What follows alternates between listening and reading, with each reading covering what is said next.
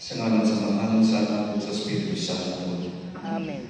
Ang grasya sa Panginoong Jesucristo, ugma sa Diyos, ug ang pag-iwas sa Espiritu Santo, manahan ninyo. Manaw sa Panginoon. May isulong ng Ginoo sa kita sa pagmasala at pagmanaw kita sa pagsaulog sa Santos na Misa.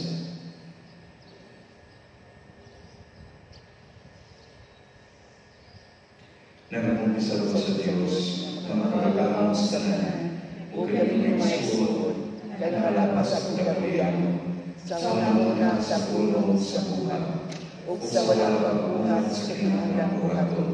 Kaya mo sala, akong damong sala. Busa na hamulok ko sa talaga na kami na iulay, o sa panamahayan ng mga santos, o kanilang maisulong, ano ninyong inihampo sa Ginoong Diyos. Kaluyan tayo sa Diyos na makakagalang sa tanan, o pasay doon sa mga sabat. Dahil tayo tanyang Diyos kinabuling layo. Amen. Ginoo kaluy kami. Ginoo kaluy kami. Kristo kaluy kami. Kristo kaluy kami. Ginoo kaluy kami. Ginoo kaluy kami. Magpapalipad. Makagagawang tunay na Diyos, madali unta namo ang pagkakot sa inyong higugmaong kaluoy, nini mga adlaw, kano sa nasayon kami nga imo kaming iluwas, ikan sa kanipit, sa kasaypanan, aron mas panikon kami nga magupod sa mga pagtulunan sa inyong mga kamatuoran. Kini ang ipanayaw tinagis ng Ginoong Jesucristo imong anak, nga buyog hariman kanimo sa Espiritu Santo, Diyos hangtod sa katuturan. Amen.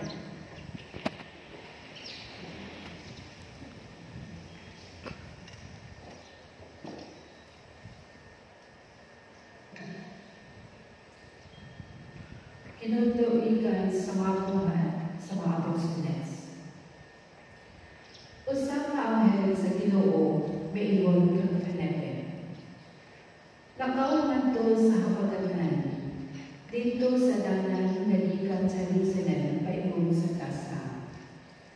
Kini dalan na wala na ganita.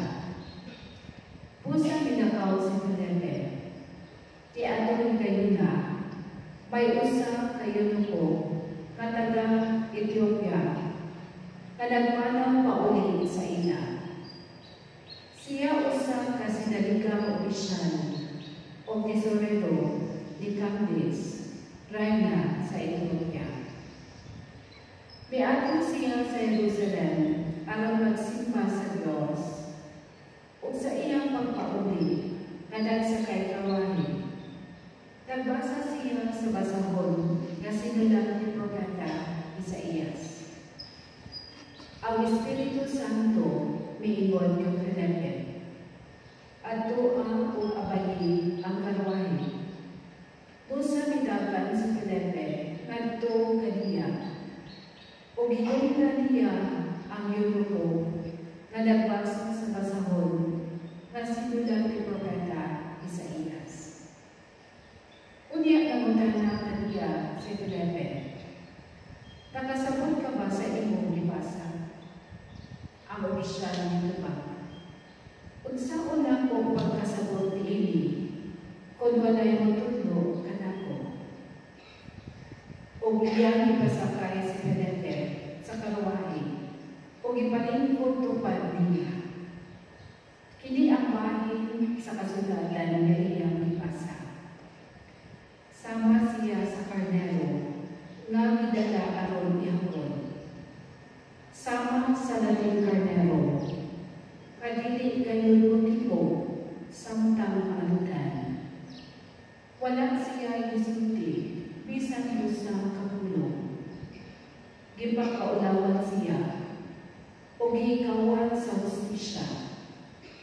Wala'y makasubay sa iyang kaliwatan. Kaya iyang kinabuhi dinhi sa kalimutan. Kung sa ika, natapos naman. Ang opisyal mingon kang Felipe. So dili ako kung kinsa ang giisgutan sa propeta ni ining mahina sa kasulatan. Ang iya bang kaugalingon? Wala iba. Busa kasaysayan siya ni Felipe sa maayong balita. May tungod kang Jesus. Sugod gayon diining bahina sa kasulatan. Ug samtang nagpanaw sila, naiabot sila sa usa ka dapit nga may tubig ug ang opisyal mayon. Ania may tubig nganong dili man ako kunyakan. Busa ipahulong sa opisyal ang karwahe ug silang duha nanao ug migugog sa tubig ug gibunyakan siya ni Felipe. Sa paghawas nila sa tubig, ang Espiritu sa Ginoo misakmit kang Felipe ug wala na siya ikita sa opisyal. Apan ang opisyal mipadayon sa iyang panaw na malimayon kaayo. Unya nakabatkon si Felipe na dito na siya sa Azoto ug nagwali siya sa maayong balita sa tanang lungsod hangtod naiabot siya sa Cesarea. Ang pulong sa Ginoo. Salamat sa Diyos. Ang tibuok kalibutan mosinggit unta sa kalipay ngadto sa Dios. Ang tibuok kalibutan mosinggit unta sa kalipay ngadto sa Dios. Dahil kaninyo ang atong Dios, kamong katawhan, isinggit sa makasug ang iyang kadaykanan. Iyang gihatagan o ginabuhi ang atong mga anak. O wala niya itugod ang atong mga tigil, madaling as.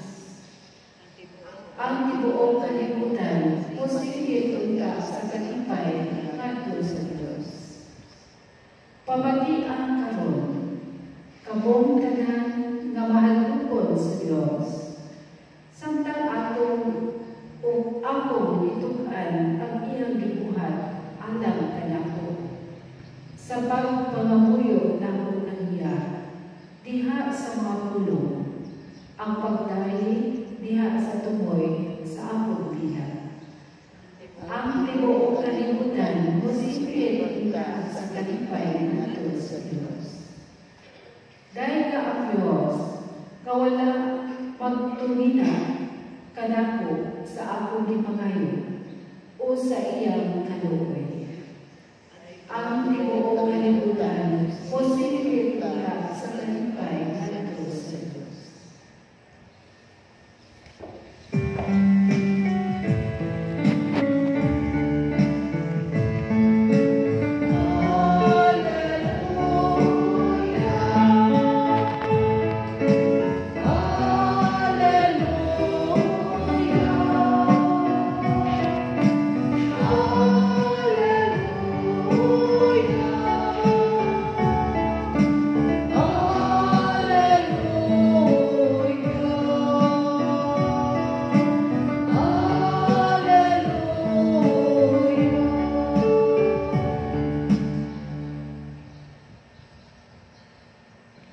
Ang Ginoo manaag kaninyo. Malasad kanimo.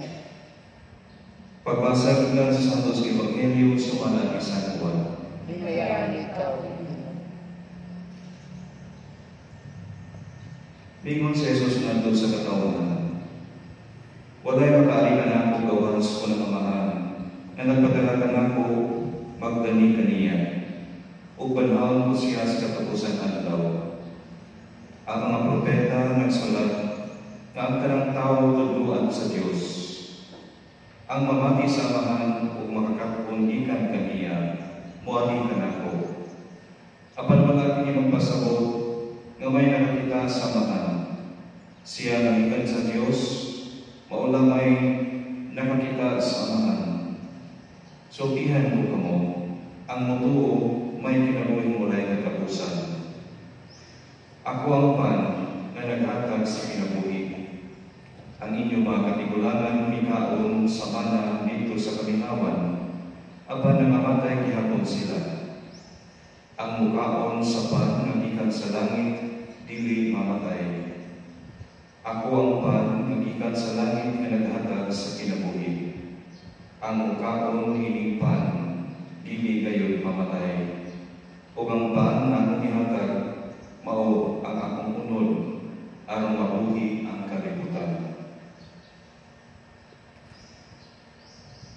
Ang Ebanghelyo sa Ginoo. Dayon ikaw, O Kristo.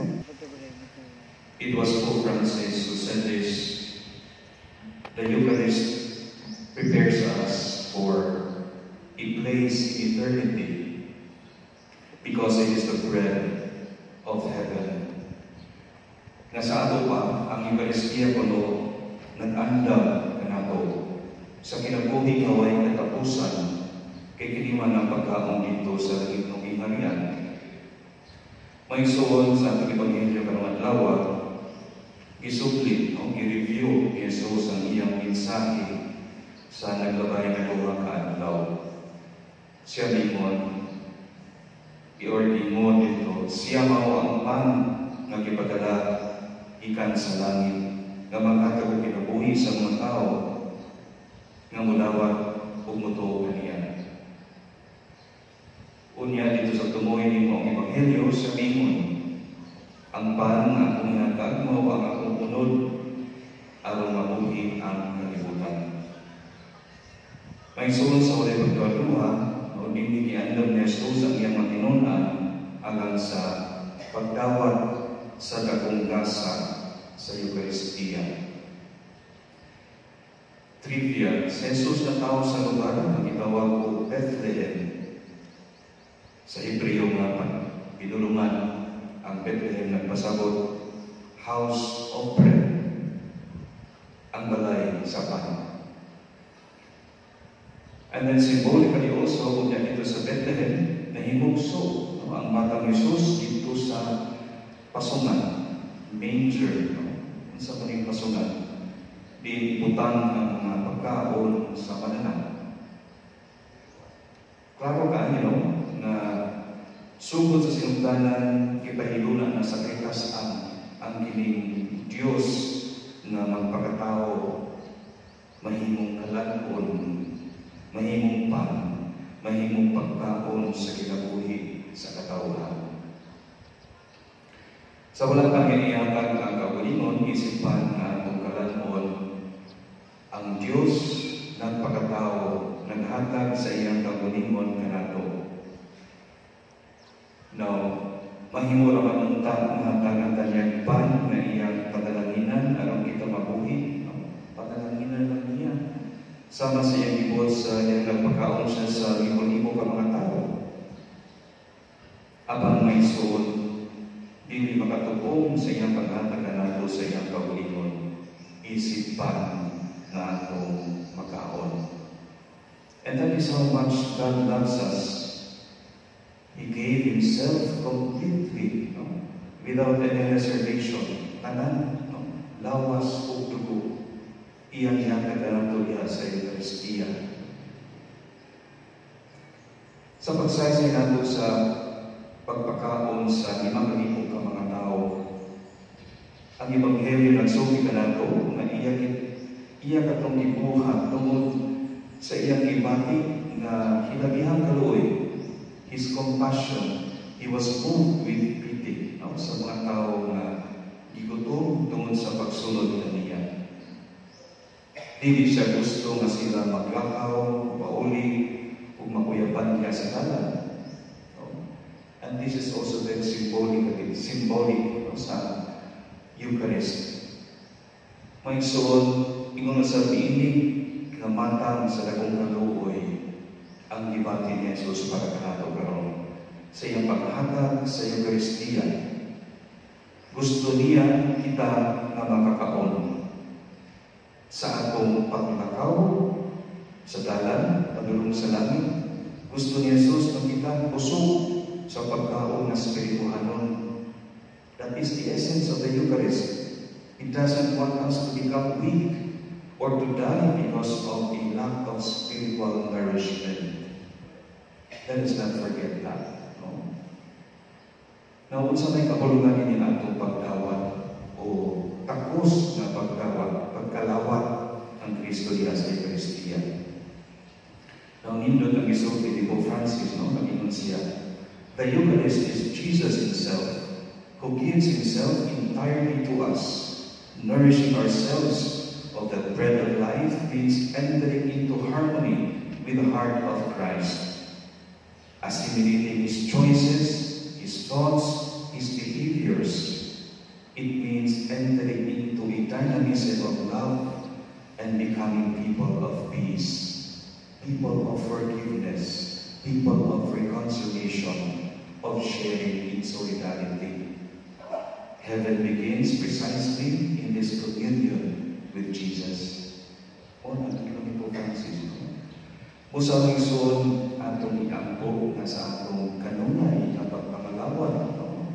So, sa Santos na Misa, that in our frequent and worthy, let us not forget this, also very important, ang atong worthy tapos na paglawat sa Holy Eucharist diyan sa Misa, kita mahiusa sa gawong nga paagi sa atong Ginoong Hesus. Ang atong unang-una o kasing-kasing musibo noon sa unang-una sa pagbati ni Jesus.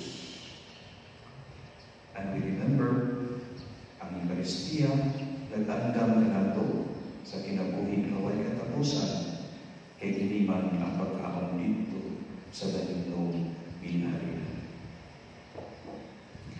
Manilagin ang tanan.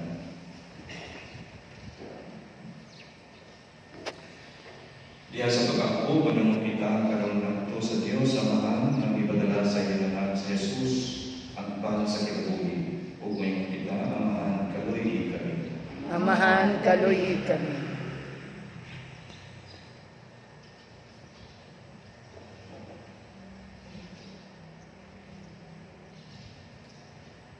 Kaawat-awat sa Diyos. Tapos, naalimahan, pinaagi sa Santos sa Eucharistia. Pagkaiusa sa paglahutay sa ilang pagtuyo, diha sa pagtuo o sa gugma. Pag-ampo kita sa Ginoo. Amahan kaluy kami. Kapinaagi sa tapos na pagtawad sa Santos sa Eucharistia. Papalaknan namo ang among paghigugma sa usag-usa. Pag-ampo kita sa Ginoo. Amahan kaluy kami. Maliliutan namo mapakyas sa pagpaambit sa among yutan o uman ngadto sa mga naginahanglan. Sa ingon, mahimo kami sama kang Kristo nga manggihagapon sa kaugalingon. Pag-ampo kita sa Ginoo. Amahan kaluy kami. Kasila nga nagmasakiton sa una-una o sa lawas, balik-on pinaagi sa ilang pagkalawat sa lawas o dugo ni Kristo diha sa Santos sa Eucharistia. Pag-ampo kita sa Ginoo. Amahan kaluy kami. Nga iyo ondang isipon, nga takos o kapuslanon, alang kanako, kaamhalang daw Teofilo kamuot, mabayaw na adto sa altar sa mga Santos. Mag-ampo kita sa Ginoo. Amahan kaluy kami. Nga ang mga nangamatay, makaambit sa langitong bangkete, agisaan sa Diyos. Mag-ampo kita sa Ginoo. Amahan kaluy kami. Makagagawang namahan, giyahi kami sa among pagpanaw, ug tabangan kami sa paglakad subay sa giyagian sa iyong anak. Kini among ipangayo pinamit Kristo among Ginoo. Amen.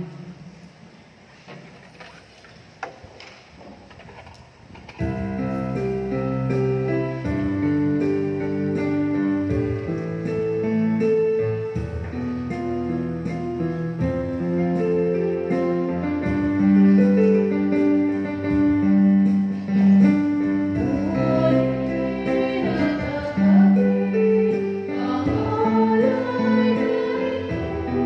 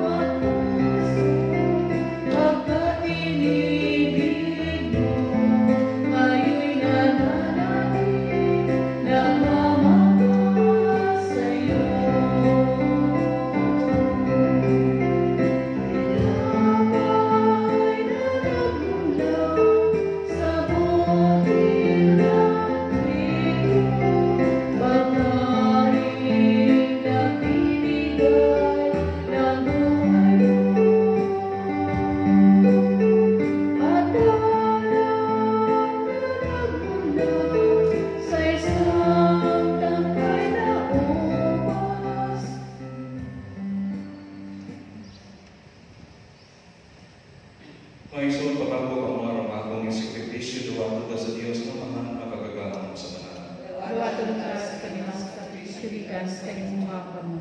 Alang sa pagkayag pagmaya sa iyang halal. Alang sa atong kapasalanan sa tibok niyang santos nga simba.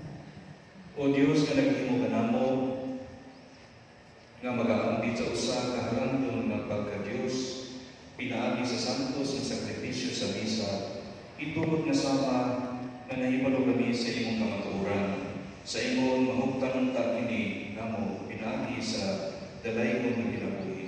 Kini ang gipangayo pinaagi ni Kristo among Ginoo. Amen.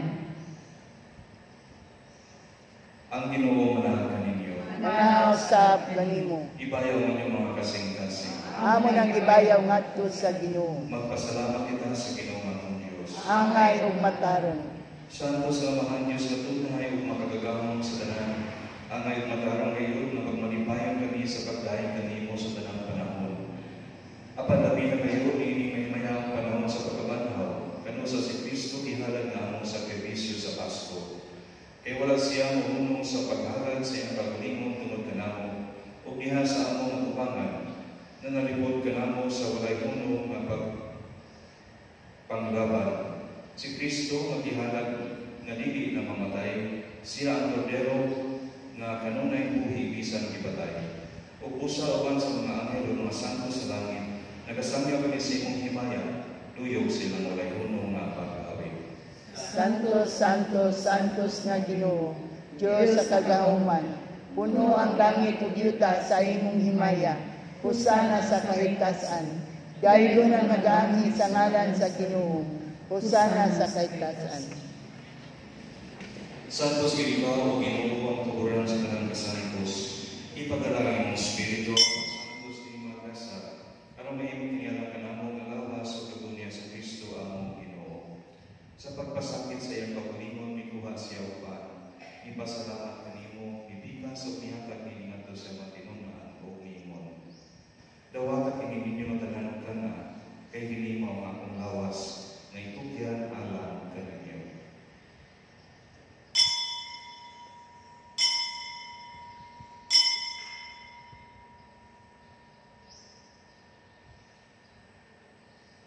Sa samang pagit ako sa panihapon, mikuha siya sa kalis, ipasalamat kanimo pag-usap nihatag ni ngadto sa matinungan o niimon.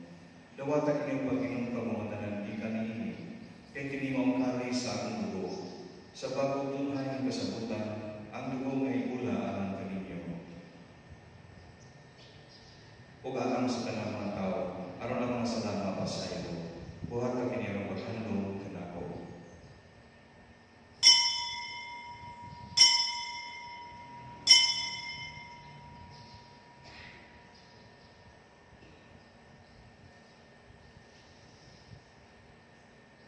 Kini ang misteryo sa pagtuo.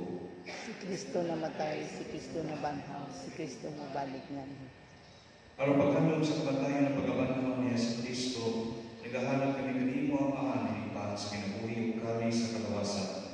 Nagapasalamat kami kanimo tungod kay mo kami giisip na ngayon na matupang o malakad kanimo.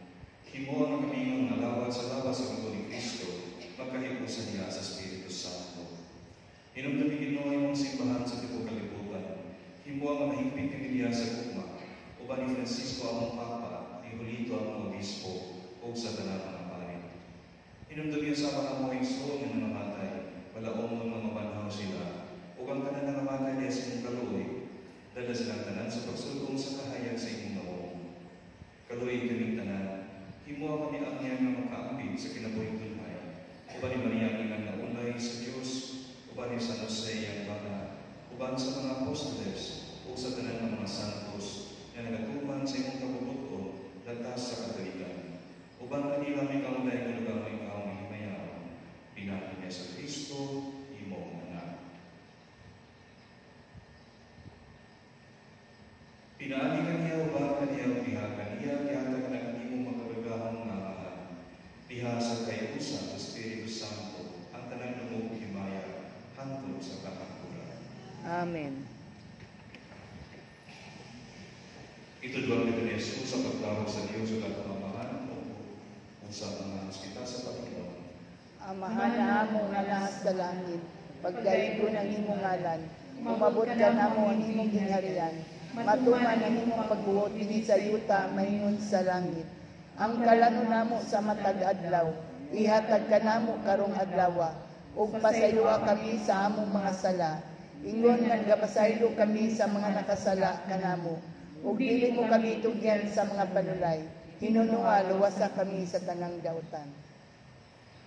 Mga kami kanimo Ginoo, imo kami luwason sa tanang dautan. At kami sa palinaw ining panahon na aron tinabangan sa imong kaluoy, mahaligay kami kanunay sa sala ug hilayon sa tanang kasama. Samtang kabago kami nga malaunon sa pagbalik niya sa Kristo among Manlubos. Kay imo man ang gingharian, ang gahom ug ang himaya, hangtod sa kahangturan. Ginoong Jesucristo, naging ka sa imong mga apostoles, ang kalinaw ibiglin ko kaninyo, ang akong kalinaw ihatag ko kaninyo. Ay tanawang akong mga sala, kung dili ang pagsalig sa imong simbahan, ug sipo sa imong kapabutuon at taki kami sa imong kalinaw o kahiusa. Ikaw ang buhay ug hari hangtod sa kahangturan. Amen. Ang kalinaw sa Ginoo sa kanunay manaag kaninyo. Manausap kanimo. Ipakita ang Panginoong Sultan, Espiritu.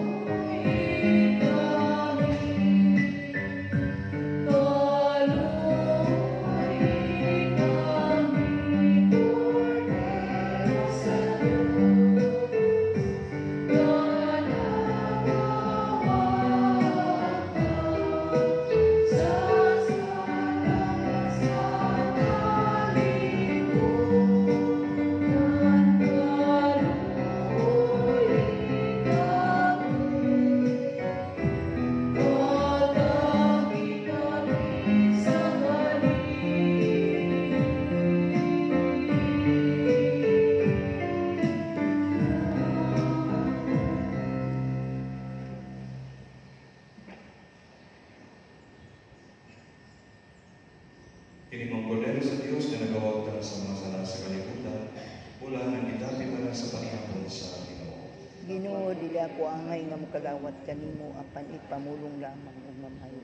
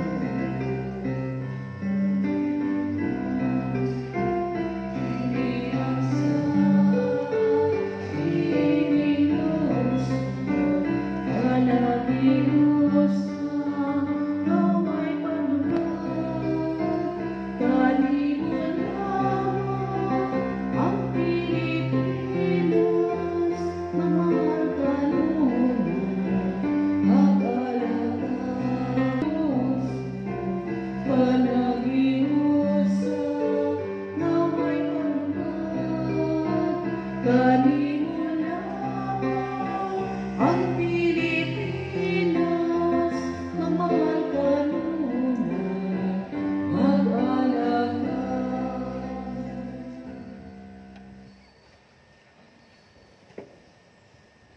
Magampo kita.